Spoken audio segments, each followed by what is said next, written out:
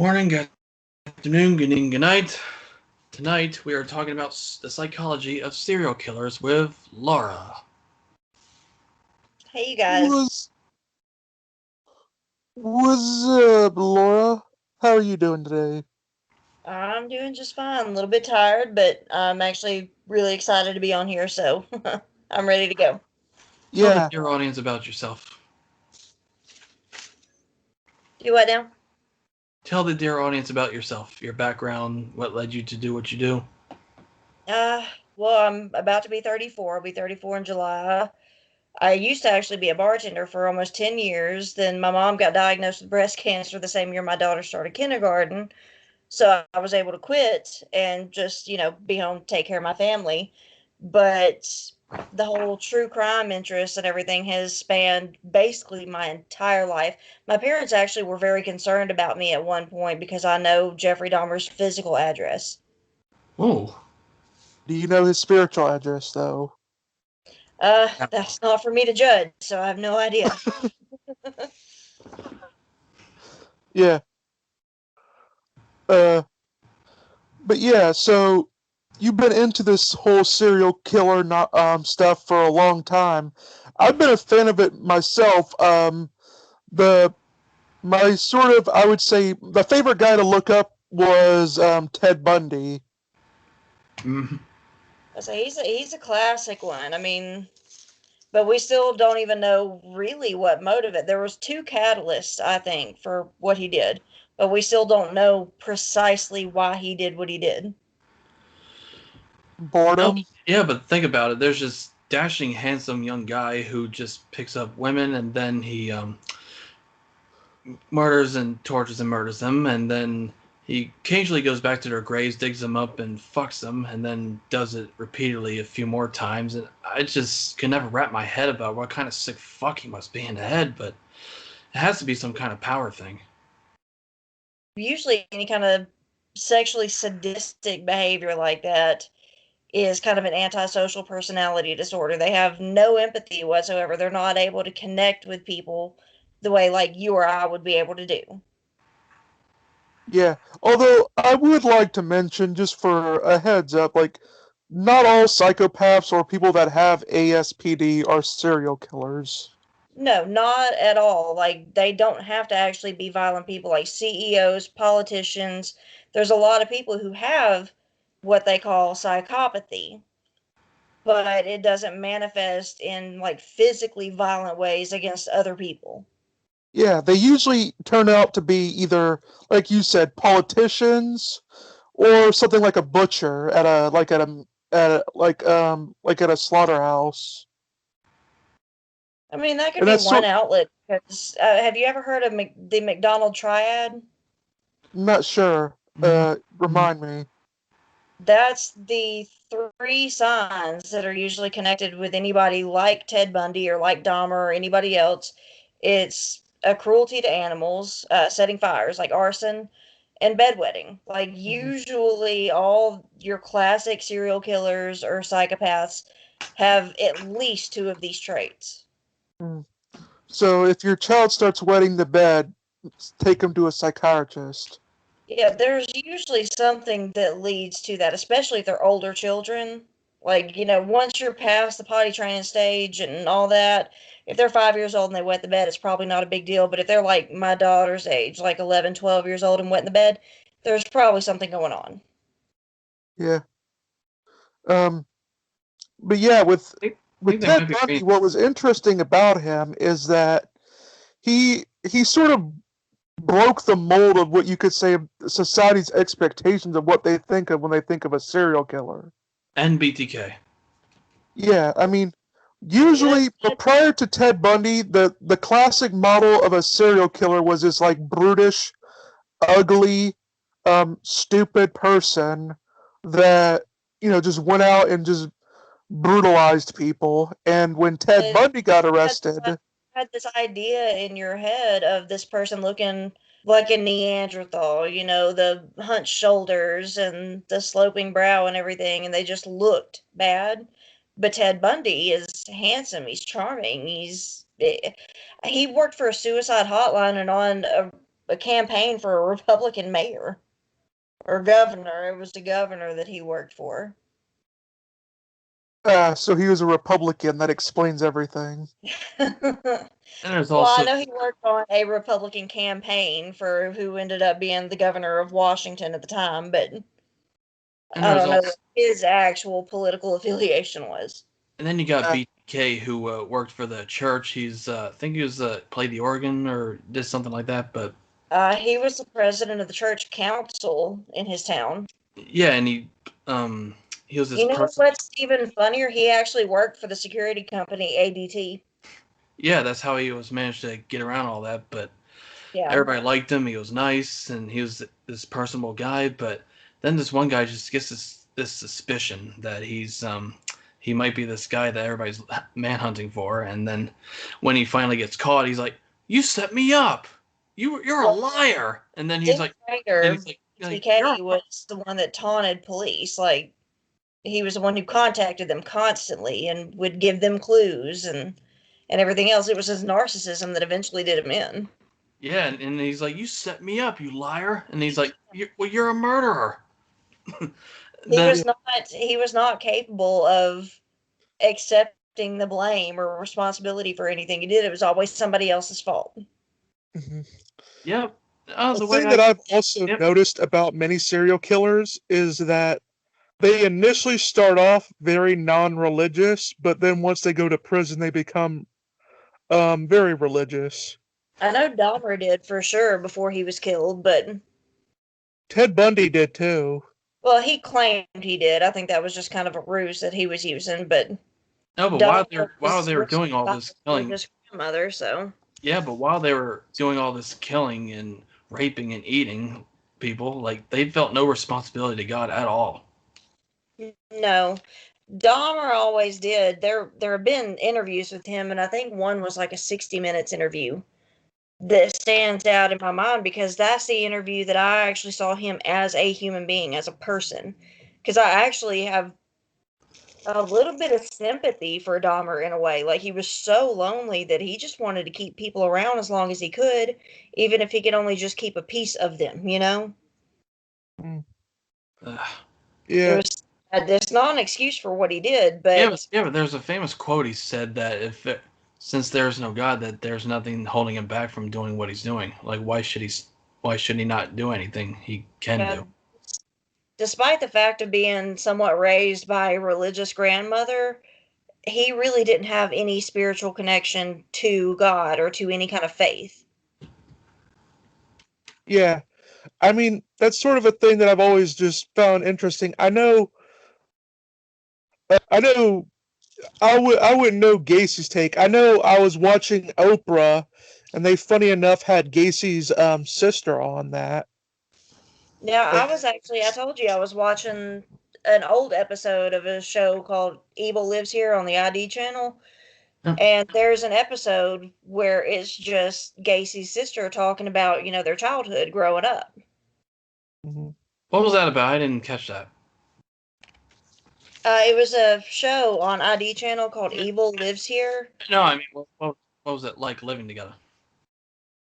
As she said, it was fairly normal. I mean, their dad was like the man's man or whatever. And so John Gacy's, the son, his interest in like baking or sewing and stuff like that, his dad did not see as manly. So in a way for the boy, it was a somewhat emotional relationship, which I think is why Gacy ended up suppressing his homosexual tendencies, because he didn't think his dad would approve or something, so he kept that secret. Yeah. I heard he's a good cook in prison. Well, Gacy, yeah. I don't know about it really his prison life. There's a great book. This kid, it originally started out as like a college project, but he became pen pals with a bunch of serial killers, wrote to Manson, wrote to Bundy and everything, but he actually became really good friends with John Wayne Gacy, and John Gacy fucked that kid up. Like, that kid ended up killing himself in like 2012, I think. Ugh. I'll have to send I know. I've got it Yeah. somewhere, but I mean, a connection that I've always found between Dahmer and Bundy is that they both sort of broke the mold in different ways when it came to society's expectations of a serial killer. Because Yeah. you know, with Dahmer, he broke the mold in the ways because when we usually think of a serial killer, we think of someone that has a bad child life. Like, No, they Dahmer have, didn't really have a bad childhood. He's got a little brother that turned out just normal. yeah. Well, people had always thought about it, saying, well, serial killers, like, they'll be willing to grant, all right, a serial killer can be handsome and stuff like that, but they still Yeah. have to be, sexually abused. They still have to have had immense trauma in their life in order to do that. They But also Dahmer It's had, usually sexual or religious abuse that is connected with it, but that argument actually kind of boils down to the nature versus nurture argument. And you look at Dahmer, and he has a younger brother, David, who, again, they had the same childhood, they had the same parents growing up. Dahmer was who he was, but David has had none of that. mhm. yeah, they also have serial killers also have to be highly intelligent. Usually, yeah, there have been some that have, what we would consider a subpar IQ, but at the same time, they're still organized and clever enough to avoid detection for years at a time sometimes. Yeah, but like BTK, where he just kept taunting them and taunting them. That was his own ego that got in the way there. I mean, he wanted the recognition of it. Like I think he enjoyed seeing the news articles, seeing the town and his community afraid, and he is like, I did that. He felt pride in that. Yeah, I mean, bounding these women up and tying them up and then raping them and then killing them, that wasn't enough for him. Wasn't enough of a rush for him. I actually have part of a letter that he wrote to police if y'all want to hear it. It was the Sure. PS part at the end of it. Yeah. He said, and a direct quote here, P.S. Since sex criminals do not change their modus operandi, or by nature cannot do so, I will not change mine. The code word for me will be bind them, torture them, kill them. BTK. You will see he's at it again. They will be on the next victim. He was telling them, he gave them the nickname he wanted to go by and said that I will carve, I'll put these initials somewhere with my next victim. That was Yeah. kind of like the killer from Seven. Yeah, I think a lot of that, and I mean, we've had like Ted Bundy was actually the influence for the character Buffalo Bill in the Silence of the Lambs. Yeah. Well, Like that was cast Ed on the Gein. arm and everything. That was Bundy. Well, actually, that was Ed Gein for Buffalo Well, Bill. the skinning was Ed Gein, but Yeah. the ruse that he used, like the cast on the arm and saying, "Well, I need help getting this furniture," all that kind of stuff, that was Bundy. Bundy actually did that. Mhm. Which was a neat trick that he did because he wanted to prey on the nice girls. Well, and do you know what that actually proved to a lot of people too? What? Because it shows that serial killers, just generally speaking, as a whole, they do not kill outside of their racial or ethnic lines. So that's how they knew that Ted Bundy was a white man, because his victims were white women. They knew that these women wouldn't have stopped to help somebody that they didn't kind of look like, basically. They didn't once suspect that he might be a black supremacist. As far as I know, no. Like there was no criminology or victimology profile that said that Ted Bundy was not a white man. Now I'm talking about serial killers in general who kill their own race. You got the Atlanta child murders. Look at Samuel Little, Anthony Sowell. Yeah. Like Samuel Little is actually as of right now, Samuel Little holds the title as America's modern day most prolific serial killer. Yeah. I remember a funny thing that you had posted on Twitter about how you were watching this show about like Snapped or about um wives that Yeah. murdered their husbands, and you were Women who making a kill. grocery list, and your husband came in, and all he's seen was you writing a list while the show Yes. about murdering husbands was on. See, I usually like when I'm doing housework or something, like I have like the ID channel or Oxygen or whatever going because they have those true crime shows. So I just usually have it going in the background. So one day I sat down and I had to make my grocery list for the next day. And Daniel comes home and it's either Snapped or Women Who Kill, but it's about obviously women who kill at either show. And all he sees is that show on and me jotting stuff down on a notepad. He just kind of stood there for a second. He goes, "Are you mad at me or something?" I got confused. I was like, "What?" So he just kind of points back to the TV and my notepad. I'm like, "Oh no, this is groceries." My old man was always accusing my mother of trying to poison him. Well, I mean, if you've eaten your mother's food before, you could probably see his point. Ah. See, No, now that's my I take pride in my cooking, so I'm not about to make anybody sick because then they can't brag about my cooking. Yeah. All right, let's Well, go that's into the difference of guy. let's go into the difference of serial killers and mass murderers. We talked about Charles Manson.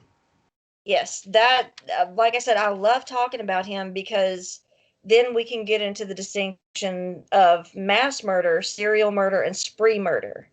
Now, And mass murder is like a one-off thing. It's a lot of victims in one location at about roughly the same 12 to 24-hour period, let's say.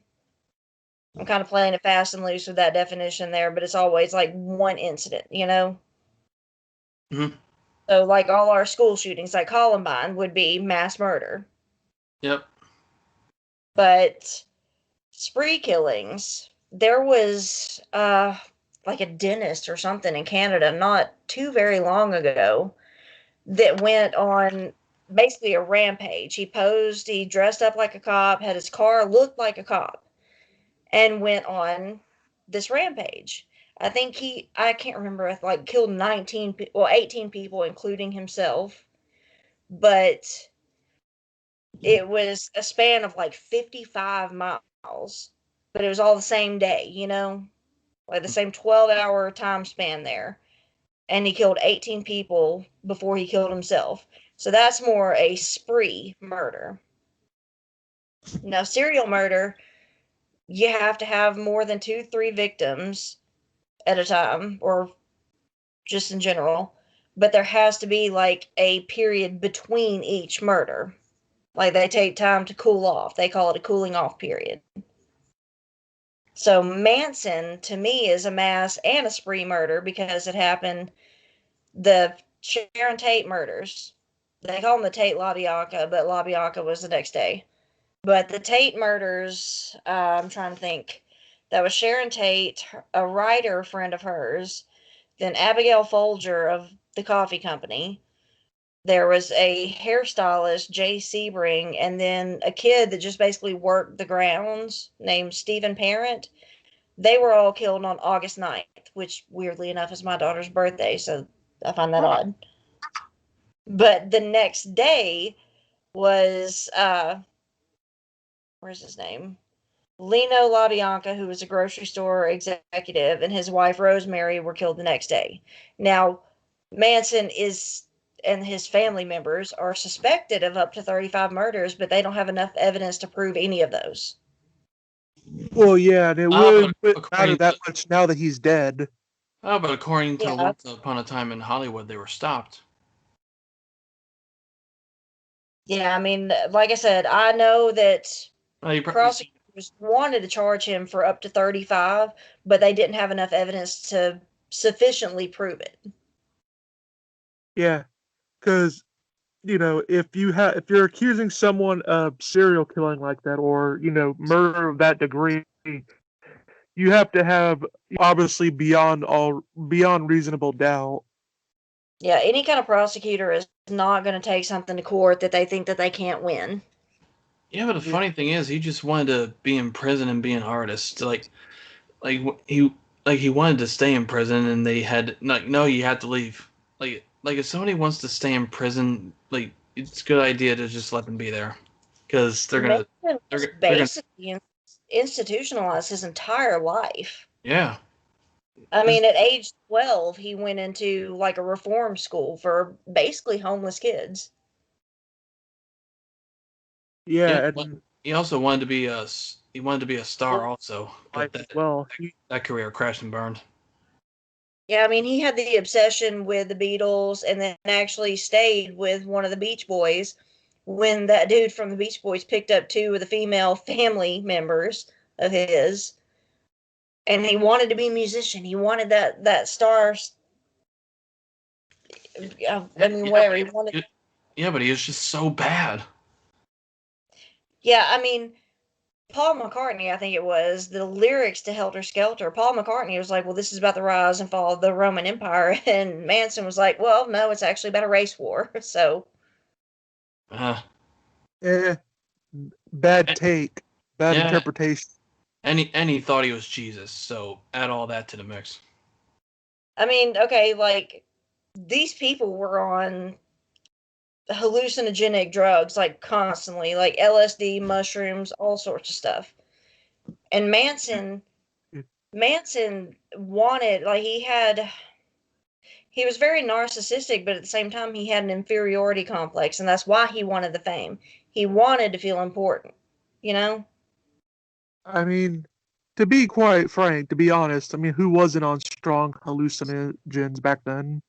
Well, Oh, back then, I mean, you're in the age of Aquarius and, Summer of Love and all that kind of stuff, so. well, he got his wish. His people know his name more than the Tates. And what's funny is he never really had blood on his hands that anybody can prove. Well, yeah, he more orchestrated it than he didn't actually participate in it. And he just sent people out to go do it for him. So He technically, should have been a politician. yeah, so Yeah. so technically, he's not a mass murderer. He just ordered it, had people do it for him. Yeah, he is not the one who committed the murders at all. But he is the one directly responsible for them. I mean, that's sort of a thing that I did notice, like because I'm also a fan of the show Snap, and Yeah. I did notice some sort of funny some hypocrisies that do go on with the trials and courtrooms when it comes to how they treat men and female serial killer. I mean, men and female murderers differently when it comes to the cases Right. because, like in Manson's case, he orders he orders these people to kill these other people and he gets life in prison. And they originally wanted to give him the death penalty, but the laws, changed and they wouldn't allow him to get the death penalty, so he escaped that fate and he got sentenced to life in prison. Yeah. Well, I remember on Snapped, this woman, she got two men together. I don't remember her name, but she got two men together to kill her boyfriend, and she got only like 20 years. Yeah, I mean, stuff like that. Apparently, hiring a hitman is treated differently as, like, actually brainwashing people into doing what you want them to do. And I'm like you, I don't understand that. To me, it's the same thing. Yeah. Well, I mean, I think to a certain extent it does have to do with chivalry. And it could be. I mean, I do think that women. Well, I don't know. Eileen Wuornos got the death penalty, I believe, if I'm Yeah. not mistaken. I think she was almost wrongly classified as a serial killer, but in a technical sense, what she did is defined as serial murder. So, Well, what's funny is that feminists are actually claiming her as a feminist icon. Eileen Wuornos? Yeah, because they're saying that she fought the patriarchy by killing off ruthless men that were sexually taking advantage of women. Imagine That's that. ridiculous. Imagine that feminist icon being Sharon Stone from Basic Instinct. Well, they're ignoring one of her victims who was an honestly good man and everything, who just stopped to pick her up because he wanted to give her a ride somewhere. He genuinely wanted to help her, but she killed him. His is the only body that they have not found of hers. Yeah, let's I talk about. remember, like, I believe a way that she went about usually murdering people is that she would play the role of a prostitute. Well, she And was a prostitute, and her first victim was a man who was brutally raping her. Like, she did kill him for that. And I think that the PTSD from that, anytime she did pick up another John because she was trying to get money to survive, that PTSD kicked in and she killed them. Like, even if they were posing no threat to her, it wasn't an intentional thing on her part. I mean, she knew what she was doing, but I still think that there's a part of her that she did not plan this. She didn't intend for this. Mhm. What I think let's I agree. It has to do, like, I think the difference is really the way your society treats them differently. It comes down to, I think, to a degree, it comes down to chivalry. Um, Male and female, like, they can, the left and the feminists and everything can disagree with this all day long, but it is natural human instinct. Females are treated differently than men. Like, we just are. yeah, I mean, and to me, that wouldn't be a problem in of itself if it was just acknowledged. And Yeah, to you me, know, I don't think there's anything wrong with that. Like, it's not a bad thing. But I think in the criminal justice system, women and men are on equal footing. I think they should be. yeah, I mean that's a sort of a thing. I mean, I have no problem with people getting together and having certain rules and moral codes that they live by. But I mean, my problem really, when it gets ridiculous in courtrooms because they have ridiculous double standards. That's what I'm saying. In the courtroom, men and women, even today, are just not seen as equals. Like, it's not that one is lesser than the other or something, but women are treated a little more gently than men are. Well, and like in Canada, I believe they have a thing called battered women syndrome, Now, that which one actually can be a thing. Like, I have heard about and read about women who were systematically abused for years and years and years by the same man, and then one day they realize that, eventually this man's going to kill them. So even though he's not posing an immediate threat, they take him out. And to me, that's somewhat understandable. Like, I get it. well, in my personal opinion, as is like what I like to do is I like to switch around the sexes. Yeah. Like we have battered woman syndrome, but we don't have battered man syndrome. And that's another problem that I have, is because men are abused physically and sexually just like women are. Like, they're not immune to this. I mean, could you imagine, like in a court case, a man, going up to the judge and like he killed his wife in her sleep, like he blew her brains out with an AR-15 or something, and he says, "Your Honor, my wife physically and sexually abused me for 5 or 6 years I straight." mean, most of them would judging. laugh him out of the courtroom, and that's ridiculous to me. Could you imagine? You really think a judge would have sympathy for the man that says that? Hell no. Absolutely not. And it's a ridiculous double standard because it does happen to men too. Hmm. But obviously, if a woman says it, like, and here's what's fun: the bad thing is sometimes they don't even require the woman prove that she was abused. Yeah. Let's talk about the serial killers that inspired Freddy Krueger from Nightmare on Elm Street and Michael Myers from Halloween and Jason Voorhees from Friday the 13th. Well, Fun fact, one of my wedding gifts and everything was a signed photograph of Kane Hodder. mm, See, yeah, I live where Atrox, or close to where Atrox is located, so they bring in like all these famous people and everything. And Kane Hodder always played Jason. I believe it. Yeah, I think it was Jason. Yeah, well, he played like Jason in the original movies. Mm. They had another actor in some original, like in some of the newer ones. I think they've had Yeah. like 3 characters play him. I know like in terms of serial killers being inspired by them. I know in Freddy Krueger's case, the director said that he was inspired by um he had read in a newspaper, like he claims it's that he read in a newspaper that a bunch of teenagers died in their sleep. And you know, he made the thing that said, "Oh, well, I'm gonna have a serial killer that kills teenagers in their sleep."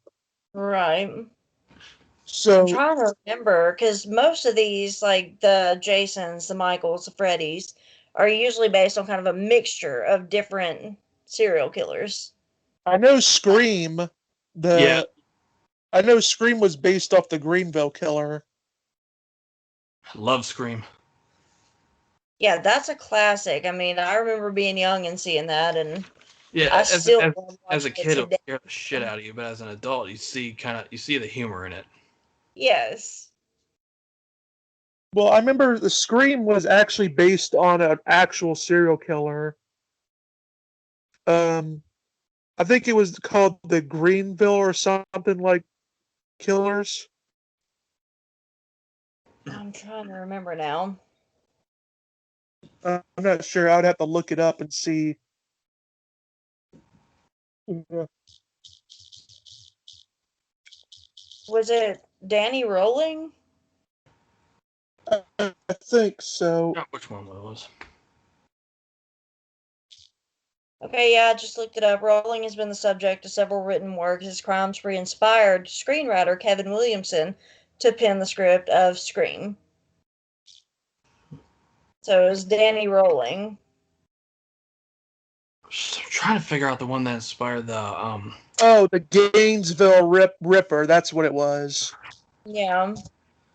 In Florida, the 5 students, yeah.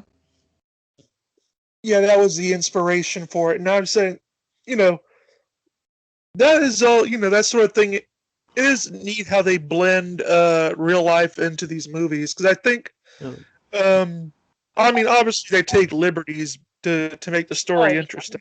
yeah. There's also name escapes me, but there's one guy about the from Norman Bates from Psycho. To me, Name um, escapes me. no, I think Uh, Norman Bates is based off Gein as well. yeah, I think Ed Gein. Ed Oh, Because Gein has Ed been Gein's like thing Ed Gein has actually been came basically from the his basis mother. of like 3 or 4 different horror Yeah. movie stars. Hannibal Lecter. He was based off, his because I mean, people don't know who Ed Gein was. He was a serial killer, who basically went around, uh, killing people. Well, he both killed and he dug up I was corpses, gonna say Ed Gein started out with a fascination of corpses. He was a grave robber to start out with which is why it was difficult to pin how many how many people he killed, because because he had so many already dead bodies that they found that yeah, yeah, so they he was the one know, Ed Gein was the they one could who only had charge they could only charge him with like 3 murders, but he had like dozens or so bodies in his yeah. house. I mean, he admitted to digging up bodies and everything, but he was the one who had lampshades made out of human skin. He actually would his live victims and everything because he needed the skin obviously would hang up in his backyard, which was somewhat secluded, and he would basically like field dress them like a deer. Yeah. These people are fucking sick, but they're also intelligent at the same time. It's actually really creepy. Well, Well, I think I with would go Ed as Gein far as saying is that intelligent. he was very much a loner type of character. He had an abusive childhood with his mother, Oh yeah, Obviously. but and I won't go as far as saying these people are intelligent. Some of them are very clever, but Well, clever doesn't they have to necessarily be to get away require with it. intelligence. Well, I mean, the thing about Ed Gein that's very interesting is that they actually also found that he might have been sort of a cannibal as well, because he had like his mother's heart on a plate. He had bowls made out of human skulls, so I don't think he had any trouble whatsoever connecting people with food at certain points, you know? Yeah. So I I mean, think he saw them as another source of meat almost. well, I mean, yeah, that actually goes to show because that's I remember what's his face. Oh yeah, Ted Bundy. He also said, in he said that he didn't make a distinction between pigs and just humans at all. Oh, Dahmer used to joke around when he was in prison. He would try to make like guards and other inmates uncomfortable. So, like there were certain meals or whatever if he could play around with it. Apparently, according to witnesses that were in prison with him or were guards at the time, he would shape things into like body parts and everything and use a lot of ketchup as blood and he would eat them, but he did that to intentionally make people uncomfortable. Keep in mind he was considered a joker in high school. Like he'd play pranks and fake seizures and make loud noises and everything to amuse his classmates. If I you haven't seen remember he Dumb and also Dumber, tried you to need make to watch it. zombies of his victims. Yeah, he did attempt what he called lobotomies. He would actually take a power drill and drill into somebody's skull, and he would pour battery acid into the hole in an attempt to, again, turn them into like basically zombies for him. Because he didn't want them to leave him. Again, the loneliness with Dahmer is what always sticks out to me. He didn't I want to be alone, also think that and maybe it was he also like wanted them Gatesy basically where to it was a take away suppressed their will. homosexuality as well. I think so. I mean, he was able to be more open about it than, like, say, Gacy was, but it was still a very much suppressed urge for him because, again, a lot of time was spent with a religious grandmother and everything, so he still always saw homosexuality as a sin, so he thought that that urge in him needed to be hidden. It Oh couldn't yeah, be public. he also hated the title Killer Clown when referring to Gacy. Yeah, I don't like that. That annoys me. Why? Because, okay, they only stuck on the clown part of him. Like, that was just part of his, like, pillar of the community identity that he had. But it was not, he never killed anybody dressed like a clown. But the media stuck to that because, okay, people don't like clowns. He dresses as a clown, so this gets us ratings. So we're going to call him the Killer Clown. It'd been funny if he did kill someone if, if he would have they would have never seen that coming. I mean, they already did that with it, but it's actually a primordial That's being a, yeah, that's billions of years old. But Pennywise is somewhat loosely based on Gacy. Like Stephen King was growing up at the time that all this happened, so yeah, it's actually this Well, he was also high on cocaine while writing it. this uh, this primordial being yeah, that's he's billions of drug years old addiction that takes the form of a clown to use. torment kids. He did cocaine and in it he had a bunch of teenagers gangbanging. Yeah, that part at the end a lot of people take issue with, and it is very odd to read, but in the book it actually somewhat kind of makes sense for the story, so it's not as bad as most people make it out to be, I guess. Yeah. It's a bad take, you can say. Yeah, but again, for the story, if you read the story, I'm not going to say that I liked it or that I agree with it, but the way that it was actually written, and I'm a massive Stephen King fan. I've been reading him since I was 6 years old, so I can tell you that I understand what he was going for in the book, the message that was supposed to convey. So that they had a connection, they had a bond after that, and I don't I think the mean, sex was the way to go, but I mean, I didn't write the book, so. yeah. I mean, that was always sort of. It's a funny thing with writers that you can know that they all tend to have drug or alcohol problems, the famous ones. Oh yeah, I mean Stephen King, his early days, I mean he openly admits, alcoholic, he was on drugs, all this kind of stuff, but Oh yeah, I he mean, still and still recently loves him. recently and Edgar Allan Poe is a notorious drunk. Oh, So he is was Ernest Hemingway. necrophilia. Like he had his own shit going on, so yeah. Well, I mean, if you've seen how depressing Edgar Allan Poe's life was, oh, absolutely. I mean, he lost every woman that he ever loved in his life to tuberculosis.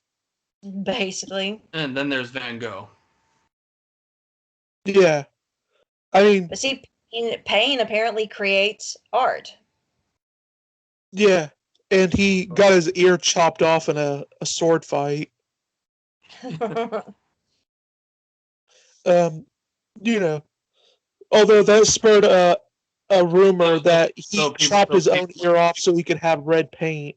Yeah, people said he chopped his own ear off. Which Yeah. wasn't true. That was what happened was he got into a duel with a guy and they swore and he got his ear chopped off during that and they swore he told the guy never to tell anyone about it. Yeah, I would imagine Allan Poe was depressed as hell. You read his stories. Yeah. It is interesting though, when it comes to these serial killers to know some things that they share in common and some things that they don't share in common. Like a thing about serial killers, they tend to be relatively young. Yeah, usually early 20s to at the oldest, I think like maybe early 60s. Yeah. I mean, usually they're always between 20 to 40 years old. Yeah, generally speaking, but that's usually for men anyway, like the good years for like, physical performance and everything so they can handle bodies, they can handle victims pretty well. So, Yeah, I mean, it's very rare to see someone start their serial killing days in their 60s or 70s because they're too old to really carry out the physical task. Usually, even if you do see the rare old serial killer that's in their 60s or 70s, usually they've been doing it for decades.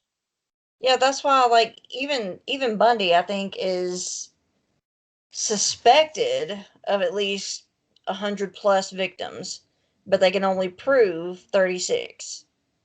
But he was very young, he was very fit, and someone like that does not stop. So there has to be more than 36. Yeah, I mean, you never want to overshoot the the amount that they do because if you overshoot it and they can get off with the technicality. Yeah, I mean, you go with the ones you can prove. So, Yeah, you don't want to say a guy killed 50 people when you can only prove 36 because if you shoot for 50, he can get off with a technicality and then none of the 36 that well, you can all it actually takes prove. in that case, all it takes is one juror to say, okay, well, there's not enough evidence to convict him on murder 47, like there is the first 36 of them. So maybe if there's not enough evidence for that one, then there's reasonable doubt that he didn't do the other ones either. Yeah, So they stick to the ones that they're like, okay, we know this. Here's the evidence. These are the ones we can prove. yeah. And that's always a smart thing because there's a doubt. That's sort of like with I found in the sort of cases with Trayvon Martin that people didn't that I think they did wrong with that. Um, because this is a common problem is that they overcharge someone. Like, Yeah. what they do is they'll give them a harsher, and they'll give them a harsher, try to charge them for a harsher Yeah. penalty, and they can't prove the harsher penalty, but they could have, if they switched it, they could have, to a lighter one, they could have gotten them on it. Well, and that's usually where like plea deals come in because they're like, okay, well, we think we can charge you for this, but it's more extreme. So if you plead down to this one, then we just won't go to trial. Yeah. I mean, like, for George Zimmerman, they charged him with murder. Yeah, I mean, first degree murder, and that one, that was overkill, basically. They couldn't prove that he premeditated that murder. Yeah. I think what they should have done is they should have gone for manslaughter. Yeah, if they originally charged that, they probably could have gotten the conviction. Because, I mean, it would have been hard, because it would have been easier to prove a manslaughter charge against him than it would have been a murder charge. Absolutely. Because again, first degree murder. The problem I think with many people didn't want to go that route is because they felt that would be lesser, because that would be a lesser punishment for him. I think the prosecutor and everything in that, because of the public outcry and because it was such a high profile case, they tried to go big so that nobody would come after them. Yeah, and that's always a problem. Although the bad thing about it is, like, I've noticed this sort of how Hispanic people in America are sort of biracial by default. Well, yeah, they keep calling Zimmerman a white Hispanic, and I'm like, what exactly is a white Hispanic? Yeah, I mean, it's just sort of funny how, like, if a person mows your lawn and they're Hispanic, they're just called Hispanic. They're called Spanish. But if they go out and kill a black person, oh well, they're white. Well, see, I kept asking people this back when all this was, in the public eye. But I was like, okay, well, he apparently is mixed race, so one of his parents is white. I said, well, do we call Obama then a white black person? Like, what's the rule here? Well, I joked about that on Twitter recently. I said Obama proved, like I said, well, what did Obama prove? And someone said what? And I said that anyone can become president as long as they're at least half white. I mean, when you look back at his campaign and everything, it kind of makes sense because when he was talking to a majority white crowd, he said, played up his mother real big. My mother was white. My mother was white. And then when he goes to a different demographic where it's predominantly black or people of color, well, my daddy was black. Yeah. I'm not saying there's anything wrong with this. I'm just saying, like, people play up advantages. So. Yeah, I mean. It's all about the narrative. Yeah, I mean, whatever works best for the people that you're talking to, especially if you want them to do something for you, you play up to what they want to hear. Mm-hmm. Like, him being mixed race is of no concern to me whatsoever. I'm just saying the strategy is effective. Yeah, it really can be. I know we got a little off topic, but what I find most interesting when it comes to serial killers is very often not the actual killings themselves, but how the serial killer's parents react to it. He is such a good boy. He would never do that. But you got to keep in mind, most of the time, parents, they didn't see any of these signs. There's a great documentary on Amazon, I think it is, and I'll have to see if I can find the title again for you. But they interviewed Dylan Klebold's mother, one of the shooters from Columbine. And everybody, like friends, family, all of them were saying, there were never any signs with this kid. Like, we didn't see it because he wasn't depressed. There was nothing. Well, I mean, imagine that, for example. Yeah, but they wanted to blame Marilyn Manson so bad. Oh, they want to blame so many things, but I mean, there were signs, like looking back, but hindsight is always 2020. So, we can't sit here and say, like, me as a mother, I can't sit here and say, and okay, if I had a son, like my child's daughter, so females are not really prone to stuff like this, but apparently, like, Dylan was never really withdrawn from his mother, never, seemed depressed or anything like that, so she didn't notice anything. And he was building bombs in their basement. Oh wow. Yeah, I mean, what I remember is I was watching the BTK's daughter. She she's actually on Twitter, I believe, still, but she Didn't talks she about how she wrote a book about how life was like with her Yeah. dad. Okay, that's the one I am thinking of. Yeah, she's the one that wrote the book then. Yeah, and it's very, difficult that, you know, to hear her side of the story because she says, I grew up with this man and I loved him dearly and, it's hard for me to comprehend that he was this other person, that he had this other life. From what I remember, she says, he's still my dad. I still love him. But, what he did is unfathomable, basically. Yeah, I mean that was sort of the same thing with Ted Bundy. Like his mom defended him to the day she died. Well, he didn't always know that his mom was his mom, Ted Yeah. Bundy. Like, I mean, she was 22 when she got pregnant and unmarried. So her parents, like Ted Bundy's grandparents, pretended for the longest time to be his parents. And his mother was actually portrayed as his sister. That's actually one of the catalysts, like How hard that must be.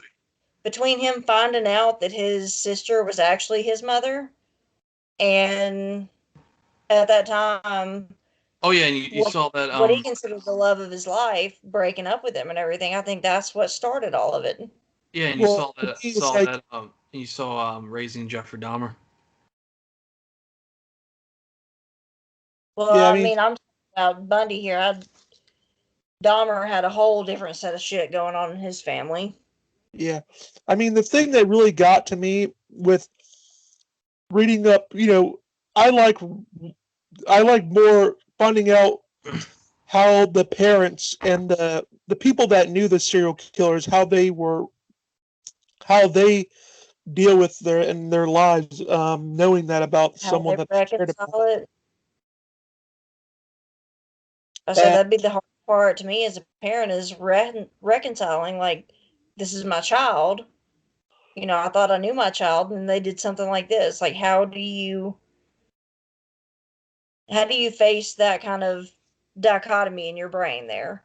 well, I mean, like, Ted Bundy's mother, she was full in denial about it for the longest time, where she would not accept anyone saying that he was the monster that they claimed that he was. He had to tell her himself that he was guilty. Yeah, she was in denial right up until he admitted to what he did. Mhm. Because she didn't want to. She wouldn't believe anybody else. She wouldn't believe the police.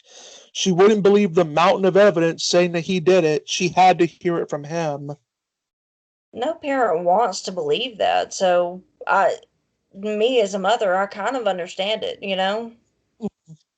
Yeah, and I find that is, I imagine it's a difficult thing for any parent to go through because to a certain extent you'll feel responsible Yeah, that's part of because I my mean research and if everything you is have a to son and he grows up to be a serial killer and you find out he's killed 30 people and they have him under their basement, you're thinking, yeah. where did I go wrong in my parenting? Yeah, that's part of the research and everything that I've done is into any interviews that happen with the family. They're like, how, people ask us, how do we miss this? How do we not see it? But these people are so good at hiding what they're doing that even the people closest to them usually have no idea. To me, the only thing that I really hate is that sometimes, um, I mean, it's one thing to recognize mental illness when it does come to it. That's always Yeah. important to see how that factors in. But I do think that there's sometimes a dangerous risk of where it becomes, it becomes where you're stigmatizing people that have that mental illness. I say, well, at the beginning we talked about psychopathy, like somebody diagnosed with like antisocial personality disorder. Mhm. Not everybody that has that illness is going to be a serial killer or going to be violent. Yeah, and that's just sort of how I think. That's where I think many times. Some people say that many serial kill like people that they notice that there's a big boom of like the people that generally have the ASPD and they're Yeah. diagnosed with psychopathy and all that. They generally say that that they have a higher prison rate than the general population. But I'm saying, to me, I wonder how much that can be contributed to the social factor of the fact that we demonize psychopathy. I say mental illness in general has a lot of stigma attached to it. I have generalized anxiety disorder and I'm on medication for it every day. But I don't tell people that all the time because then they think, oh, you're mentally ill. And and it's like sort of like, well, I mean, if you tell a person, like if you tell a parent that their child has psychopathy, and many times many parents will say, oh well, my that means my child's going to be a serial killer, my child's going to hurt Right. people.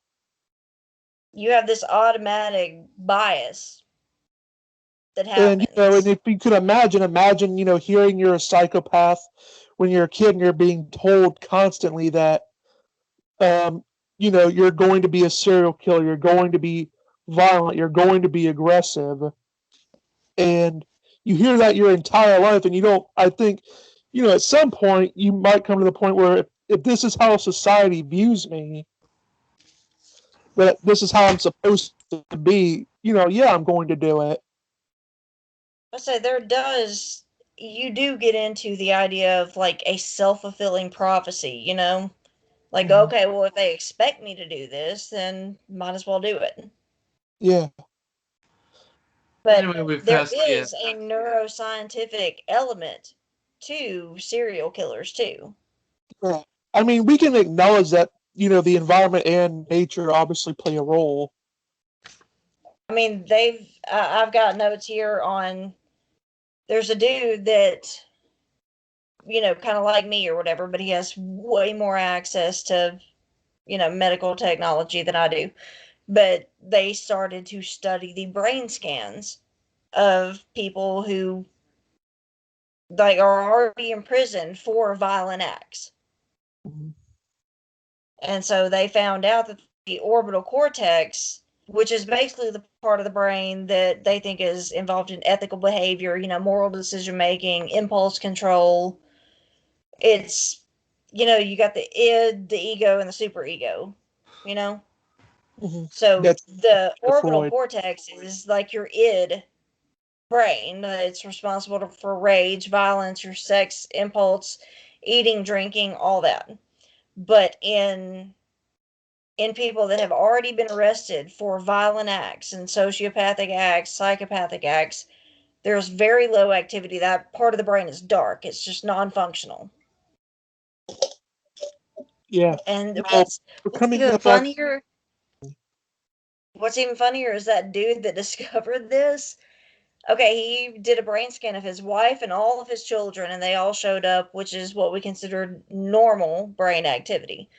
Then he did his own brain scan, and the orbital cortex was dark. So he has that same brain scan that like serial killers have. Mhm. And which I think I heard that story, and he said it doesn't really surprise me in the grand scheme of things. I mean, somebody who is able to be that analytical is able to separate themselves from, impulses like that. So obviously that part of the brain, I think, would be dark. And I'm actually kind of scared to even think about what my brain scan would look like at this point. Mm. All right. Well, we've come up on the hour mark. That's usually how long we go. Would you like to tell the audience? Well, I mean, we can always do this again some other time in the future. We can go into more detail, but tell the audience where they can find you and what projects that you're working on. I really don't have any projects. I'm just going where I'm invited. But I'm Laura Whittington on Twitter is at Laura WHITT 32 on Twitter. So you can find me there, and I'm very, very active on Twitter. So Yeah. All right. All right. Well, Yep. Till next time. thank you guys.